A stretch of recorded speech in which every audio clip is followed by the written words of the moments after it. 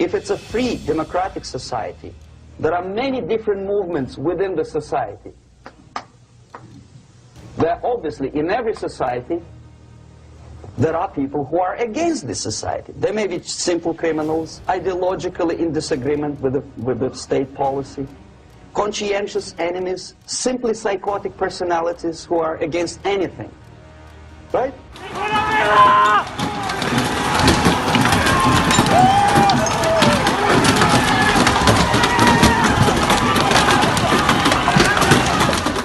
And finally, there are a small group of agents of a foreign nation, bought, subverted, recruited, right?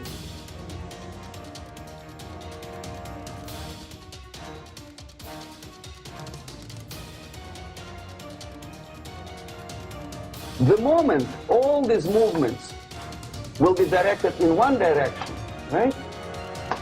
This is the time to catch that movement and to continue it until the movement forces the whole society into collapse, into crisis, right? We don't stop an enemy. We let him go. We help him to go in the direction we want them to go. Okay? Obviously, there are tendencies in each society, in each country, which are going to opposite direction from the basic moral values and principles. To take advantage of these movements, to capitalize on them, is the main purpose of the originator of subversion. So we have religion, we have education, we have social life, we have power structure, we have labor relations, unions, and finally we have law and order. 1, 2, 3, 4, 5, 6. Okay? These are the areas of application of subversion. What it means exactly? In case of religion, destroy it, ridicule it, replace it with various sects, cults, which bring people's attention, faith, whether it is naive, primitive, doesn't really matter. As long as the basically accepted religious dogma is being slowly eroded. Education, distract them from learning something which is constructive, pragmatic, efficient.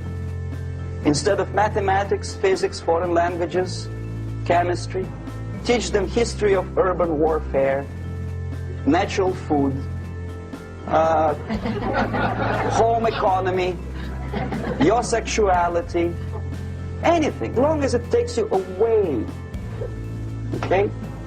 Social life. Replace traditionally established institutions and organizations with fake organizations. Take away the initiative from people. Take away the responsibility from naturally established links between individuals, group of individuals, and society at large, and replace them with artificially, bureaucratically controlled bodies. Instead of social life and friendship between neighbors, establish social workers institutions. The people who are on payroll of whom? Society? No. Bureaucracy. The main concern of social workers is not your family, not you, not social relations between groups of people. The main concern is to get the paycheck from the government.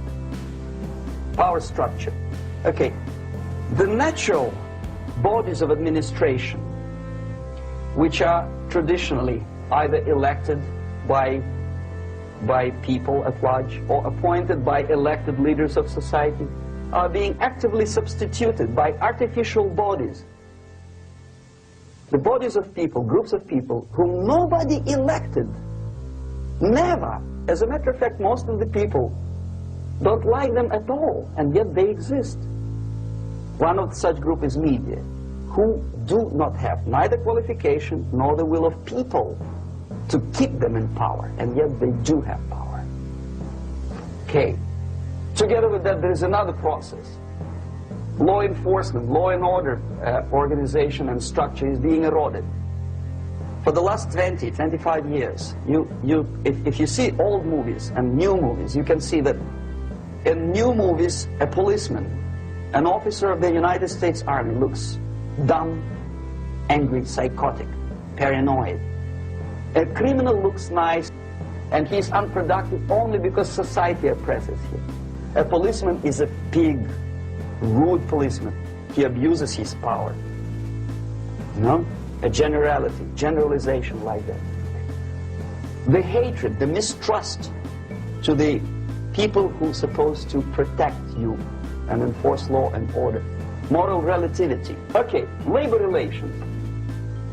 At this stage, within 15 to 20 years, we destroy the traditionally established links of bargaining between employer and employee. This is the death of natural exchange, death of natural bargaining. Well, trade unions were established 100 years ago. The objective was to improve working conditions and to protect the rights of workers from those employers who were abusing their right because they had more money. Objectively, at that time, initially, the trade union movement did work. What we see now is that the bargaining process is no longer resulting in the compromise, which is leading objectively to betterment of working conditions and increase of salary. What we see is that after each prolonged strike, the workers lose. Even if they have 10% increase of their salaries, they cannot catch up due to inflation and due to missed time. More than that, millions of people suffer from that strike because economy now is interdependent. It's intertwined like one body. What is the motivation for strike? Improving of workers' condition? No, obviously it's not. Then what is it? Ideology. To prove to these capitalists and the obedient horde of workers like sheep follow these people, and they cannot disobey. Why? Because if they do, you know what happens to them. Pickets, murders, shooting truck drivers by picketers. In Montreal, for example, I saw with my own eyes when I was correspondent of CBC International, Canadian Broadcasting Corporation, when the workers of aircraft factory destroyed computers and the equipment in the factory. And the administration employed strike breakers. Their cars were turned upside down and burned. Their houses were burned. Their kids were intimidated, and some victims were there. Of that you can be sure. Why? To improve conditions of workers? No. Ideology. Whenever trade union strikes, we have influx of propaganda, mass media, ideological dissemination. The workers' right, and we repeat it like parrots. Yes, workers' right. Whose rights? Workers? No. The only freedom of worker to sell his labor according to his own desire and will is taken away from him. By whom? By trade union boss. Unlimited power is given. Responsibility. I want to sell my labor not for $2.50 an hour, but for $2. I don't have right. My freedom is denied to me. I know that if I sell my work for $2 an hour, not for $3 an hour, I will compete better with the other guy who is lazy and more greedy. I don't need $3. I need only $2. No, I was made to believe by media, by business, by advertising agencies that I need more and more and more. Have you ever heard any advertising on TV to consume less? No. No way. Whether you need a six-cylinder car or not, you have to buy it. And hurry up. When I was driving here, on the local radio station, an excited announcer said, "You hurry up, rush and save, save, save. There's a plenty houses sale." Save by buying more. Again, this word says for itself what it is. To destabilize all the relations, all the accepted institutions and organizations in a country of your enemy. How you do it? You don't have to send up a battalion of KGB agents to blow up bridges. No. You let them do it themselves.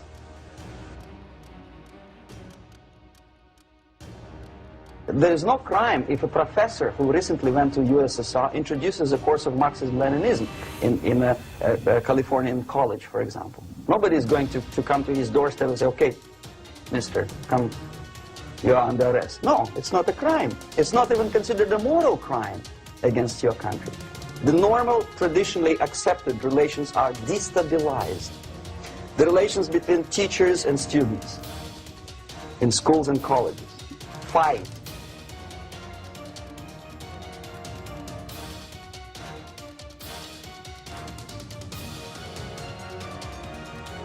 The relations between, in economical sphere, between laborers and employers are further radicalized. The violent clashes between passengers, picketers, and the strikers are presented as something normal. 10, 15, 20 years ago, we would be angry, say, why so much hatred? Today we are not. We say, well, it's commonplace. Radicalization, militarization sometimes. As I explained on that stage, I took a step a little bit further. Shooting people. We cannot solve our problems anymore.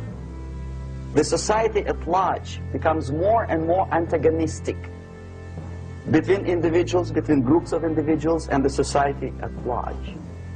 The media puts himself in the opposition to the society in general, at large. Separate, alienated. Okay?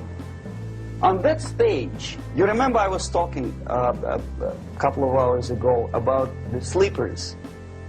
That's when the students from, say, United States, if they are trained in Lumumba University, or developing nations, that's the students I was dealing with, are being sent back from the Soviet Union here. Or if they were already in the United States, in the country which is an object of subversion, they spring to action. The sleepers go up. They slept for 15 to 20 years. Now they become leaders of groups. He demands recognition, respect, human rights, and he rallies a large group of people. And there are violent clashes between him and police, his group and ordinary people, no matter what. It's black against white, yellows against green, doesn't matter where the division line goes. As long as this group come into antagonistic clash, sometimes militantly, sometimes with firearms, that is destabilization. Sometimes he gets money from various foundations for his legitimate struggle for, I don't know, human rights, women rights, kid lib, prison lib, whatever. This stabilization process usually leads directly to the process of crisis. The process starts when the legitimate bodies of power, the social structure collapse. It cannot function anymore. So instead, we have artificial body injected into society, such as non-elected committees. You remember I was talking about them here. Social workers who are not elected by people, media who are self-appointed rulers of your opinion, some strange groups which claim that they know how to lead society forward. They don't usually. All they care is how to collect donations and sell their own concocted ideology, mixture of religion and ideology. Here, we have all this artificial body claiming power. If the power is denied to them, they take it by force. Okay? Crisis is when society cannot function anymore productively. It collapses, obviously. That's the word for crisis. So therefore, the population at large is looking for a savior. The workers say, we have family to feed. Let's have a strong government, maybe socialist government, centralized. When somebody put the employers on their place and let us work. We are sick and tired of going to strike and missing overtime and all that stuff. We need some strong man, strong government, a leader, a savior is needed. Population is sick and tired already. So we have two alternatives here. Civil war and invasion. Okay? See how it goes? Okay. The next stage is normalization. Normalization is a very ironic word, of course.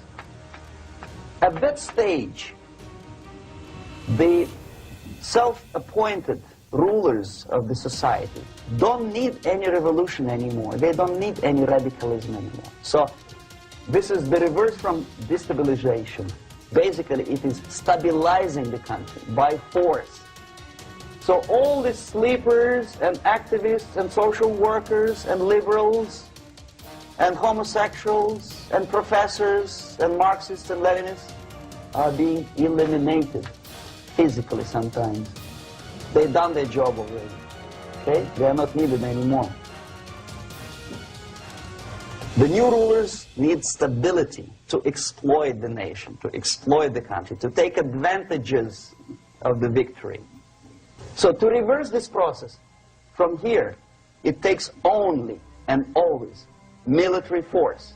No other force on earth can reverse this process at this point.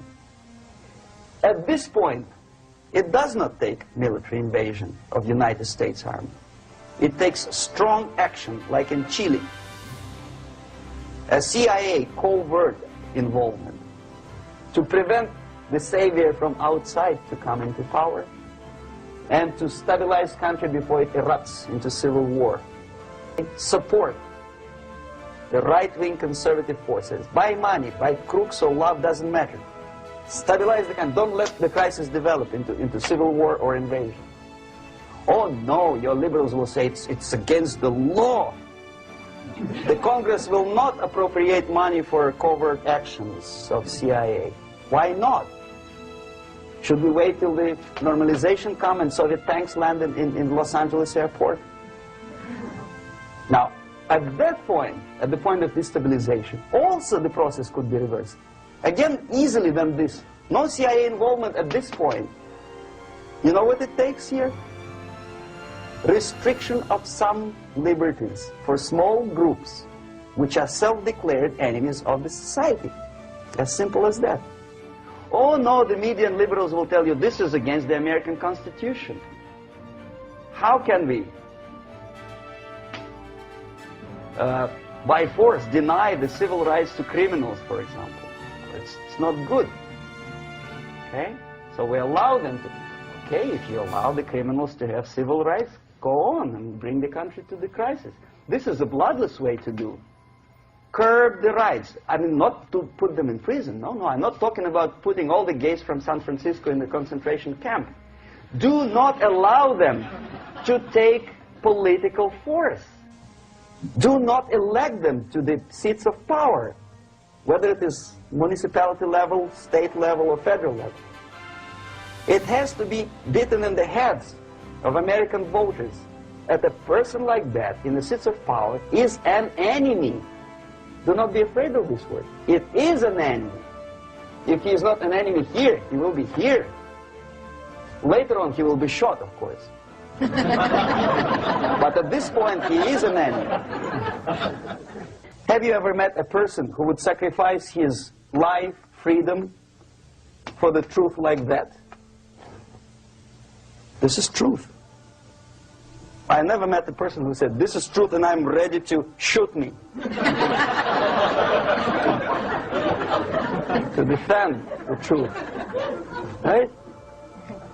But millions sacrifice their life, freedom, comfort, everything for things like God, like Jesus Christ. It's an honor. Some martyrs in the Soviet concentration camp died. And they died in peace, unlike those who shouted, "Long live Stalin," knowing perfectly well that he may not live long. Something which is not material moves society and helps it to survive. And the other way around, the moment we turn into 2 by 2 is 4 and make it a guiding principle of our life, our existence, we die. Even though this is true, and this we cannot prove. We only can feel and have faith in it. So the answer to ideological subversion, strangely enough, is very simple. You simply have to have faith and prevent subversion. In other words, not to be a victim of subversion. Don't try to be a person who in judo is trying to smash your enemy and being caught by your hand. Don't strike like that. Strike with the power of your spirit and moral superiority. If you don't have that power, it's high time to develop it. And that's the only answer. That's it. Thank you.